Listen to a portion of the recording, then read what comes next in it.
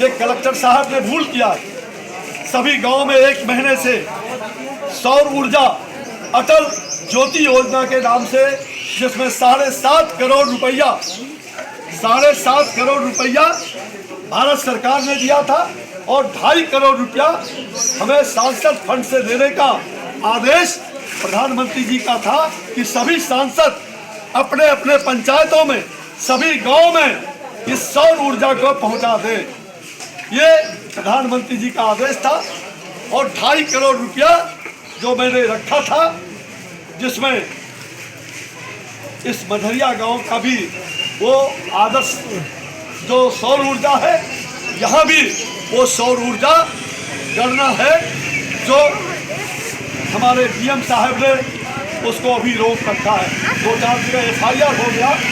जहाँ पहले से शुरुआत किया था वो कंपनी भारत सरकार का उपक्रम है, उस पर भी FIR कर दिया है। आप कहेंगे आप तो सत्ताधारी हैं, मैं सत्ताधारी हूँ, मैं चाहूँ तो इनकी छुट्टी भी दिला सकता हूँ। आप कहेंगे तो हाँ छुट्टी दिला सकता हूँ, लेकिन कुछ आचार संहिता का पालन भी करना पड़ता है।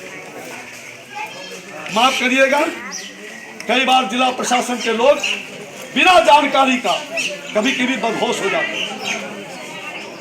कभी कभी उनको होश नहीं रहता है कि यहाँ बैठा हुआ कौन है। हमें अगर ये पहचान न रहे कि यहाँ बैठा हुआ अध्यक्ष हमारे कैप्टन आप जैसे बुजुर्ग हैं तो दुर्भाग्य हो। और आपकी जानकारी के किस गांव के अंदर जो सड़क आपने कहा है, जनार्दन बाबू यहाँ बैठे हुए, मैं गांव में भ्रमण करके और फिर उनके घर पर भी बहुत देर इन्होंने बैठने के लिए कहा, मैं बैठा भी और तुरंत। और जो हमने काम किया, सांसद कोटा और विधायक कोटा केवल सांसद का नहीं होता है, विधायक का नहीं होता है। सांसद कोटा बहुत तुच्छ राशि होती है, उससे आप पूरे संसदीय क्षेत्र में 2400 गांव को नहीं भर सकते, संभव ही नहीं है। फिर भी मैंने याद के लिए वो काम हो गया रहा था, लेकिन अभी आचार संहिता के कारण उसको रोकना नहीं चाहिए। ये कलेक्टर साहब, आप कहेंगे आप तो सत्ताधारी हैं, मैं सत्ताधारी हूँ, मैं चाहूँ तो इनकी छुट्टी भी दिला सकता हूँ। आप कहेंगे तो हाँ छुट्टी दिला सकता हूँ, लेकिन कुछ आचार संहिता का पालन भी करना पड़ता है। माफ करिएगा, कई बार जिला प्रशासन के लोग बिना जानकारी का कभी कभी बदहोश हो जाते हैं।